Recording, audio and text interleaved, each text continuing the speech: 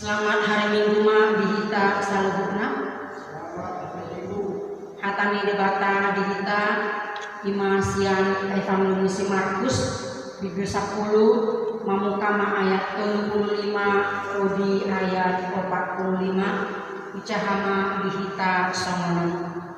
Dungi Roma mandapoton ibana si Jakobus do si Yohanes aka anak di si Zebedeus ai hatana sida guru nami adong do pinangido ni rohanami silehonomu tuhami nian gabe ni nama madok nasida ai ahdo pinangido ni rohamu si bahenoku tuhamu dungi didok nasida ma tu ibana naik bahenoku hami udul di hasangapon mi nasada tu siamunmu nasadanari tu habiramu alaina Yesus ma madok nasida dan diboto hamu na pinangido munai tung tarinum hamu ma si inumoki tung tarparidi hamu ma paridion si paridioki gabe didok nasida ma tu ibana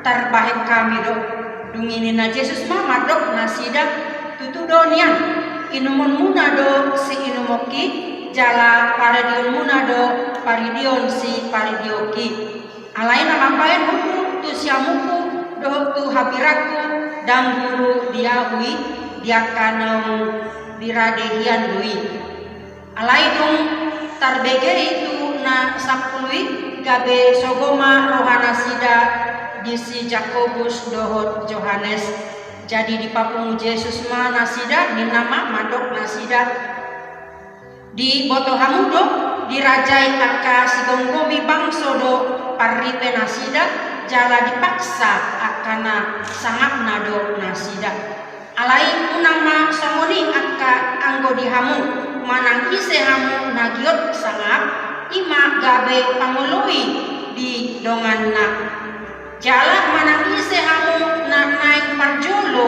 ima gabe naposo ni donganna sa lurutna ai nang anak ni jolmaipe dada asa dioloi halak ibana ubahin naro ibana do balik pangoloi jala mangalehon mosana bahen tobus ni torok jolma ima sahatna kuriani tuhata nah holongan di pagasan Kristus Yesus tuhata molo roh sukun-sukun dihita isedo na olo gabe penguasa na sangat manang gabe pemimpin na makuaso dina rohaku imahalak na berambisi ate suku-sukun na paduahonon uy do kita berambisi salah do halak berambisi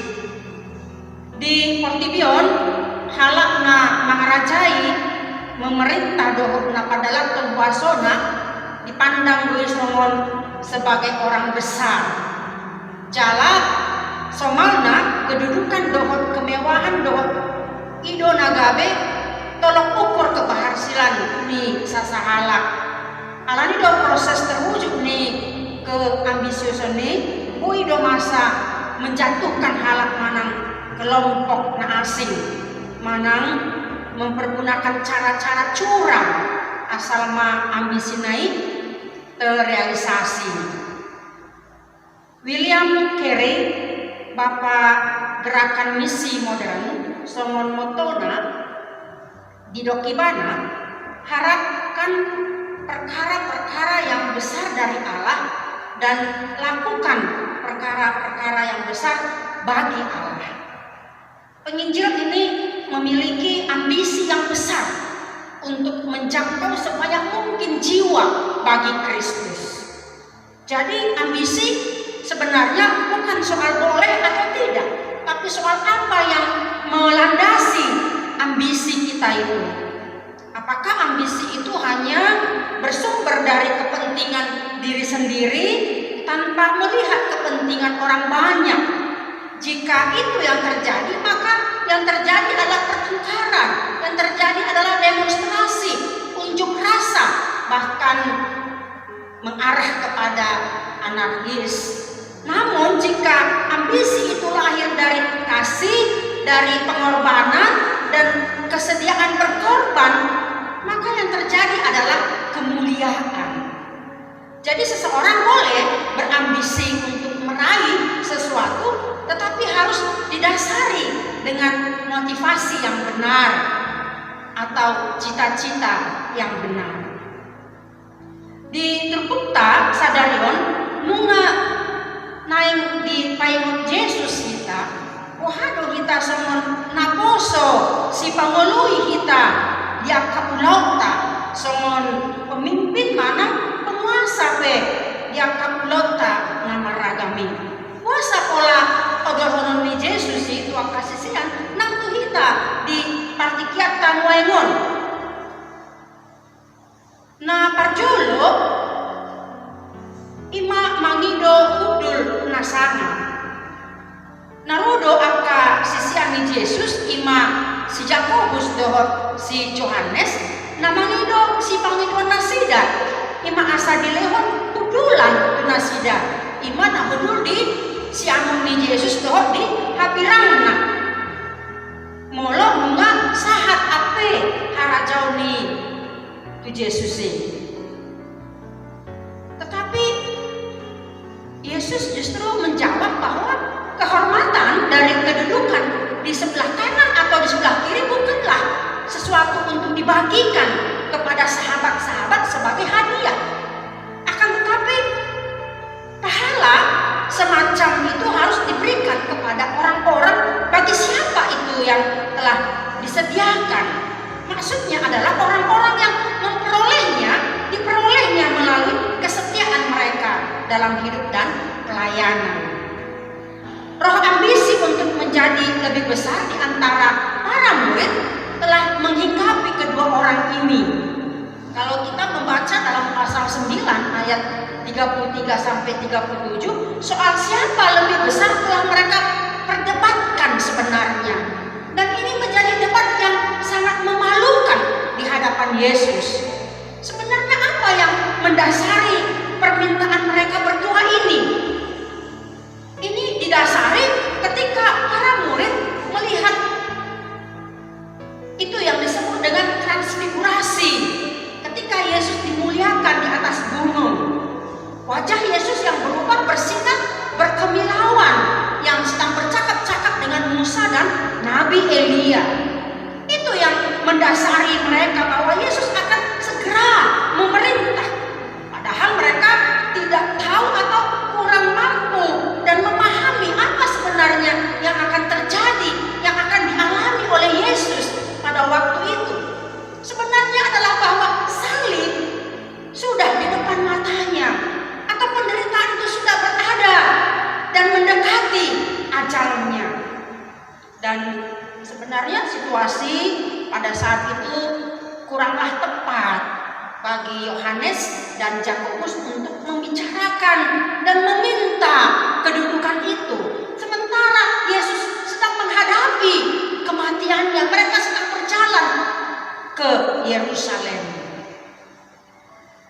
Saudara yang kekasih di dalam Kristus, kita mempelajari di dalam perikop ini bahwa perdebatan yang terulang kembali untuk kedua kalinya, berarti ini adalah persoalan yang sangat serius. Hal ini membuat murid yang lain menjadi marah. Mereka marah bukan karena sulitnya menjadi murid Kristus, tetapi karena mereka masing-masing juga berharap untuk memiliki tempat yang utama itu sebenarnya. Mereka juga ingin memiliki posisi yang tinggi bersama Yesus. Kata Yesus, dapatkah kamu meminum cawan yang harus kuminum dan baptisan yang harus kuterima? Maksud Yesus cawan dan baptisan itu adalah sebagai metafora, penggambaran pengalaman salib, penderitaan yang akan dialaminya, dan kamu sanggupkah mengalaminya? Lalu mereka mengatakan kami sanggup. Perdebatan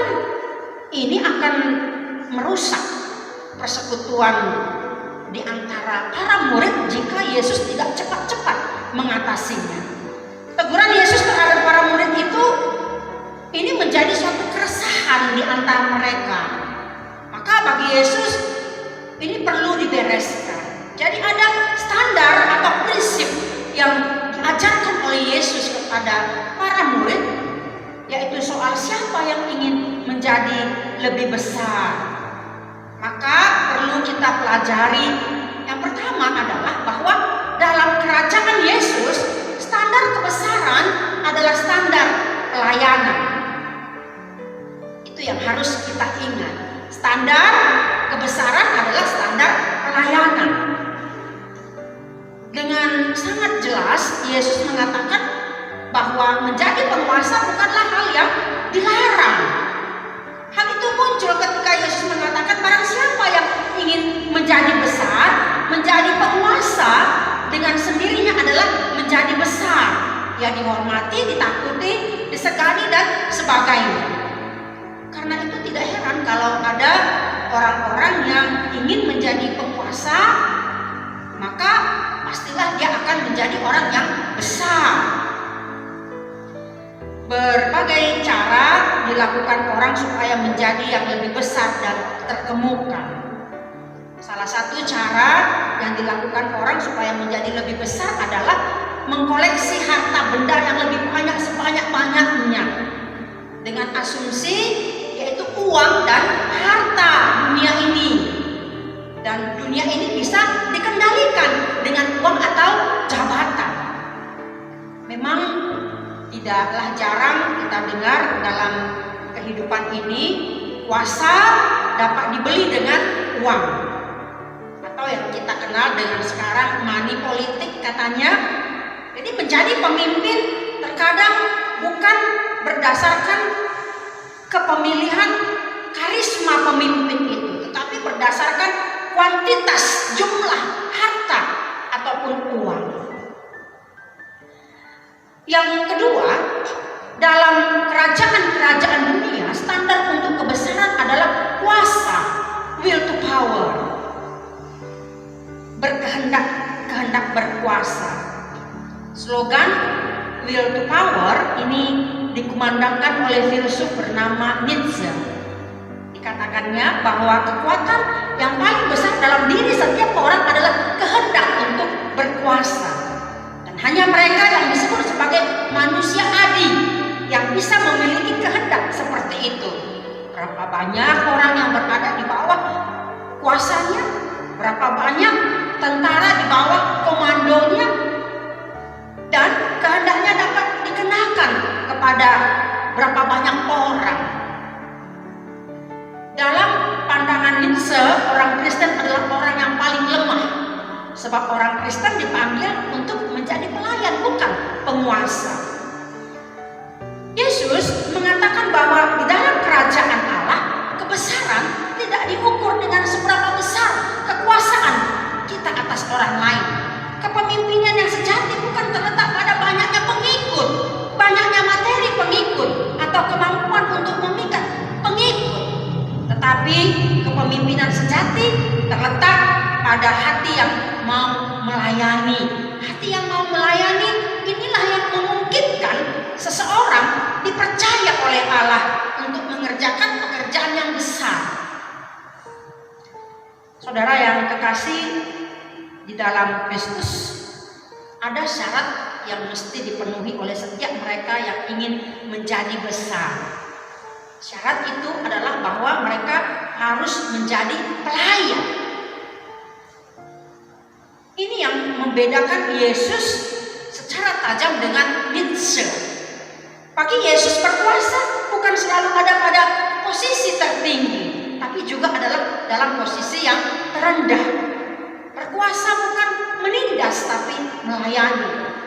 Dalam pandangan Yesus, seorang pemimpin yang baik dan sungguh-sungguh bukanlah mereka yang hanya mau berada di tempat yang terdepan atau yang tertinggi, melainkan justru mereka bersedia berada di tempat yang paling rendah.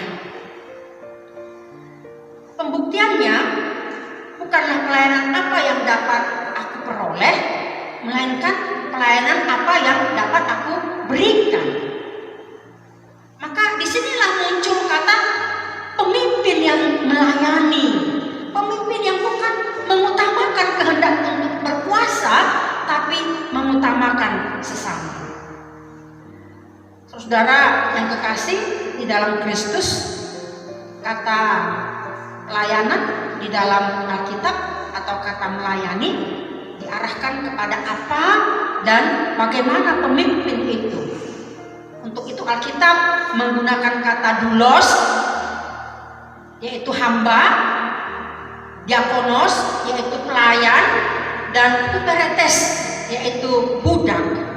Jadi seorang pemimpin termaktub kata yang ketiga ini, bahwa dia pelayan yang melayani.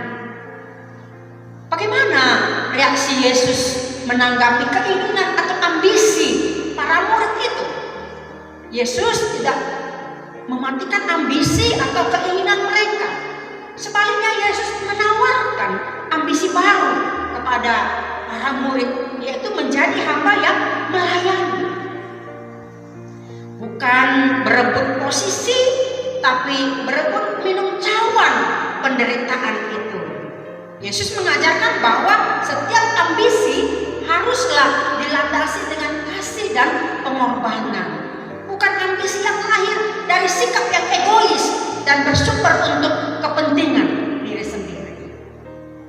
Itu sebabnya Yesus datang ke dunia ini bukan untuk dilayani, tetapi untuk melayani dan menjadi tebusan bagi banyak orang. Standar pelayanan bagi Yesus, tolak ukurnya adalah teladan yang dia berikan kepada kita, yaitu merendahkan diri dan pengorbanan. Dia sudah menyerahkan dirinya bukan untuk dilayani, melainkan untuk melayani banyak orang.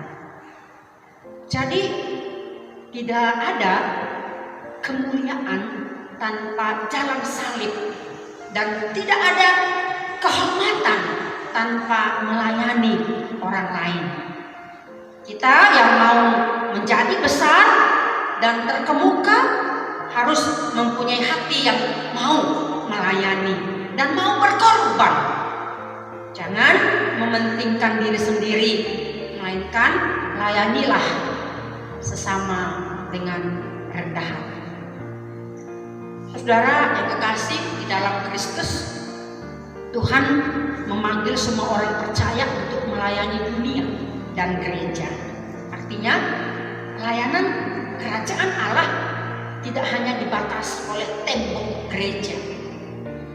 Pada tahun 1975, dua orang hamba Tuhan senior bernama Bill Bright, pendiri kampus Crusade, dan Loren Cunningham, pendiri Youth Mission, mengatakan jika kita merindukan terjadinya suatu perubahan di dalam suatu bangsa, ada 7 bidang yang harus kita layani sebagai umat Tuhan, yaitu A, B, C, D, E, F, G.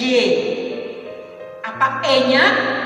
E itu atau A, yaitu art and media, seni dan media. Kita tahu sekarang ini lagi tren multimedia, ya, luar biasa perkembangan. Ada banyak informasi yang dapat kita peroleh, dan penginjilan sekarang ini lagi besar-besaran untuk memberitakan keselamatan yang daripada Yesus. B itu adalah bisnis, yaitu menyangkut mengembangkan ekonomi jemaat. C, church, itu gereja. Bagaimana kita mau mengembangkan pelayanan gereja di tengah-tengah umat dan masyarakat. Kemudian D itu adalah development of the poor. Bagaimana kita mengembangkan kaum marginal atau kaum papan, masyarakat miskin. I-nya adalah education, pendidikan. F itu family, keluarga. dan government itu pemerintah. Maka hal yang di atas tadi inilah akan terwujud tritugas panggilan gereja. Untuk itulah dibutuhkan orang-orang yang mau merelakan hatinya, yang hidupnya untuk melayani Tuhan. Kalau kita membaca dalam epistel itu, bagaimana Musa harus memilih orang-orang yang cakap, orang-orang yang takut akan Tuhan, orang-orang yang dapat dipercaya, orang-orang yang sudah dibina dalam kebenaran, dan orang-orang yang tidak tamak akan cinta uang. Jadi slogan bagi kita dan moto kita sebenarnya hidup itu harus melayani. Ini yang perlu kita lihat di dalam pelayanan Yesus. Ada sebuah kisah seorang gadis Yahudi yang dikejar-kejar oleh Gestapo Jerman di Prancis pada Perang Dunia yang kedua. Gadis itu kemudian bersembunyi di rumah seorang Hugenot, yaitu anggota masyarakat reformasi Prancis.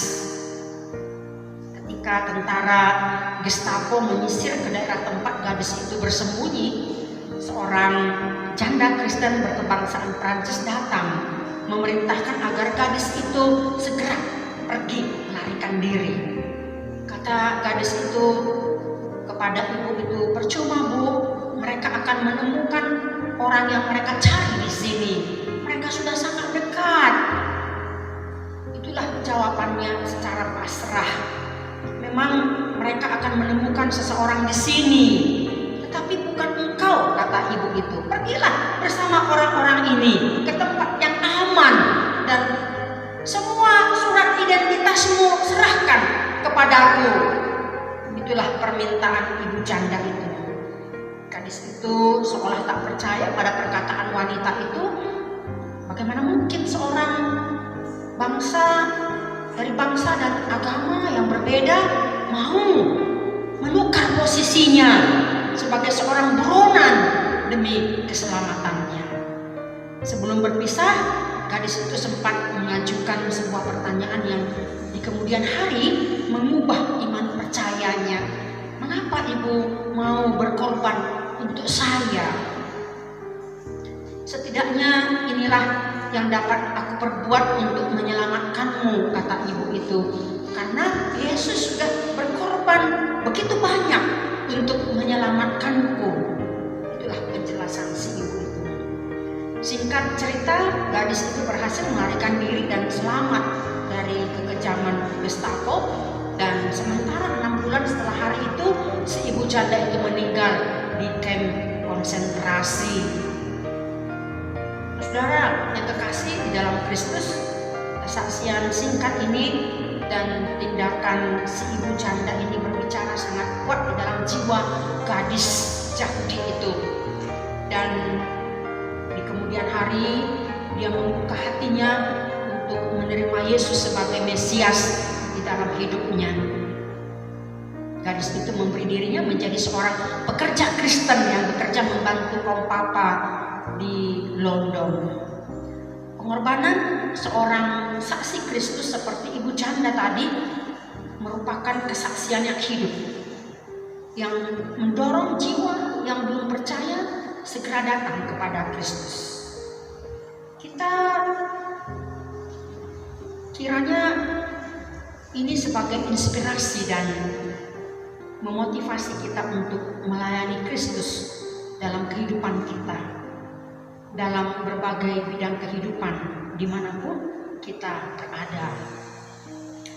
Persoalan mendasar dalam situasi manusia adalah manusia itu mau melakukan pekerjaan sedikit mungkin, namun berharap akan memperoleh imbalan sebanyak mungkin.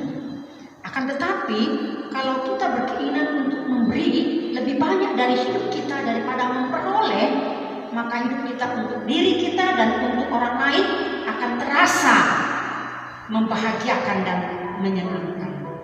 Benar, dunia membutuhkan orang-orang yang idamannya adalah pelayanan. Dengan kata lain, dunia ini membutuhkan orang-orang seperti yang diinginkan oleh Yesus. Sudahkah kita menjadi pemimpin yang rendah hati, mau berkorban dan melayani. Mari kita terapkan dalam moto kehidupan kita. Hidup kita harus melayani. Di gereja, di rumah, di tempat kita bekerja, dimanapun kita berada. Selamat melayani. Tuhan menyertai kita.